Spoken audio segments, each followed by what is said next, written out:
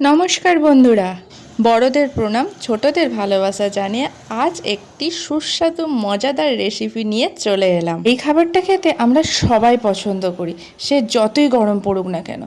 গরমে বাইরে বেরোতে না পারলেও বাড়িতেই চটজলদি তৈরি করে ফেলতে পারবো এই পাপড়ি চাট। পাপড়ি চাট বানাতে আমি প্রথমেই নিয়ে নিয়েছি ময়দার মধ্যে বেশ খানিকটা ময়ান দিয়ে দিলাম, ময়ানের মধ্যে দিলাম সাদা তেল, আর দিয়ে দেবো স্বাদ মতো লবণ, দিয়ে দিচ্ছি বড় চামচের হাফ চামচ কালো জিরে আর হাফ চামচ জোয়ান দিয়ে ভালো করে সমস্ত উপকরণ মিশিয়ে নিয়ে অল্প অল্প করে জল দিয়ে আমি এই ডোটা তৈরি করে নেব।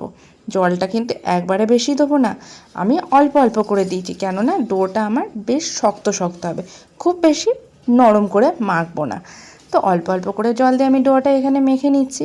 তা বন্ধুরা, পাপড়ি চাট খেতে আমরা সবাই খুব ভালোবাসি, কিন্তু গরমের জন্য আমরা বাইরে অত বেরোতে পারি না, কিন্তু বাড়িতেই যদি পাপড়ি চাটটা বানিয়ে ফেলা যায়।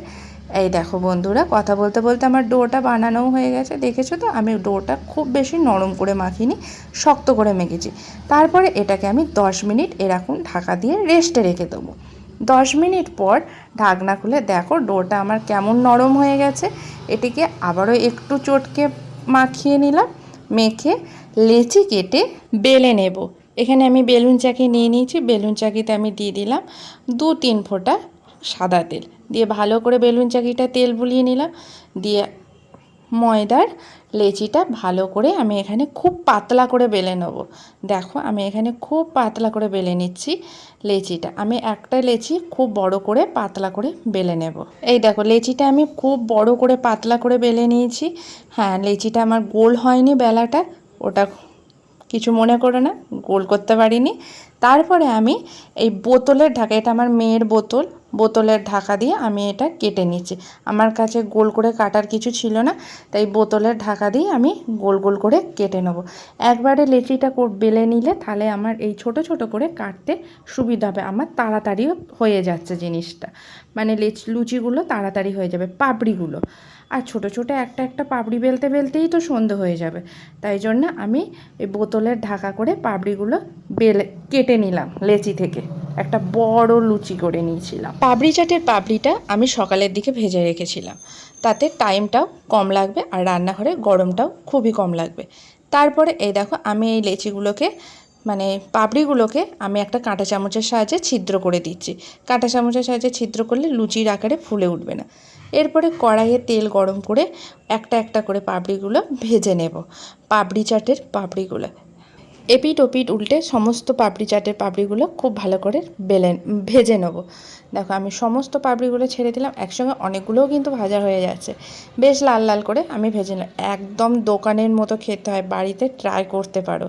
তো এই যে আমার পাপড়ি চাটের পাপড়িগুলো ভাজা হয়ে গেল, আর একটা জিনিস দেখায়, এই দেখো আমার ছোট্ট সোনাটা, সেও কিন্তু বসে পড়েছে এই পাপড়ি চাটের পাপড়িগুলো বানানোর জন্য, ছোট ছোট লুচিগুলো। ওর এই ছোট্ট বেলুন চাকি দিয়ে ওর ছোট ছোট হাতে বানাচ্ছে। আসলে ও দেখে নিয়েছে কীভাবে আমি বানাচ্ছি, এ দেখো ও সেম কাঁটা চামচে করে ফুটো করে দিচ্ছে। ও এত পাকা না। হ্যাঁ, তবে ওর এই কাজ করাটাকে তোমরা অন্য মাইন্ডে নেবে না, কেউ কেউ মনে করবে যে আমরা কাজ করাচ্ছি, একদমই না। ওর নিজের ইচ্ছায় এটা খেলার ছলে বসেছে, তো খেলার ছলে বসলো, ভালোই করেছে কাজটা। তো আমাদেরও খুব ভালো লেগেছে, ওর খেলাটাও হয়েছে, আমাদেরও ভালো লেগেছে। তো এই যে তারপরে আমি সন্ধেবেলায় আমি সমস্ত উপকরণ কেটে নিয়েছি। এখানে সেদ্ধ করে নিয়েছিলাম আলুটা কুচিয়ে নিয়েছি, পেঁয়াজ কুচি, শসা কুচি আর লঙ্কা কুচি। এবার একটা বাটি নিয়ে নিয়েছি, বাটির মধ্যে আমি সমস্ত উপকরণগুলো দিয়ে দেবো। পেঁয়াজ, আলু, কাঁচা লঙ্কা আর শসা।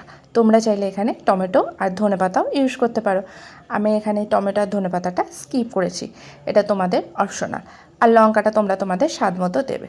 এরপর দিয়ে দিলাম বড় চামচের হাফ চামচ বিট নুন।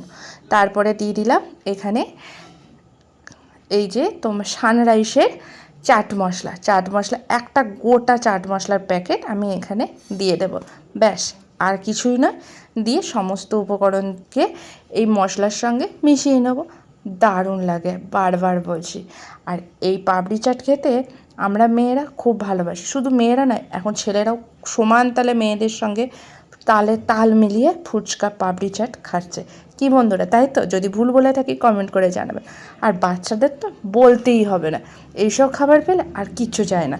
তো চলো আমি এগুলো খুব ভালো করে মিশিয়ে নিচ্ছি। এরপর এরপরে একটা প্লেটের মধ্যে পাপড়ি চাটটা সাজিয়ে ফেললি, রেডি আমাদের পাপড়ি চাট। চলো পাপড়িগুলো দিয়ে ভালো করে এবার পাপড়ি চাটটা সাজানো যাক। আমি সমস্ত পাপড়ি দিয়ে দিয়েছি। দেওয়ার পর ফার্স্টেই আমি দিয়ে দিলাম আলু মাখাটা। এই আলু মাখাটাও খেতে দারুণ হয়েছিল, শুধুও দারুণ লাগছে খেতে।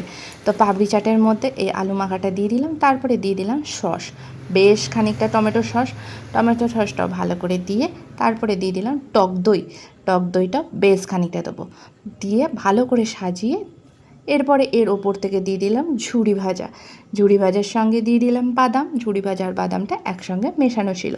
বাদাম আর ঝুড়ি ভাজা দিয়ে ভালো হ্যাঁ ফার্স্টেই বলেছি এর সঙ্গে তোমরা ধনেপাতাও দিতে পারো, তো ধনেপাতাটা আমি স্কিপ করে গেছি।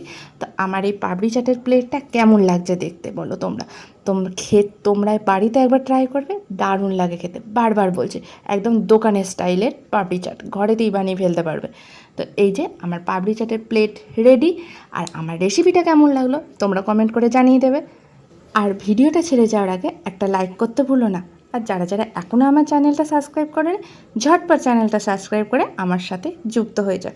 এরকম নিত্য নতুন রেসিপি আমার এই চ্যানেলে পেয়ে যাবে। তো আজকের মতো টাটা বন্ধুরা, সবাই খুব ভালো থেকো, সুস্থ থেকো।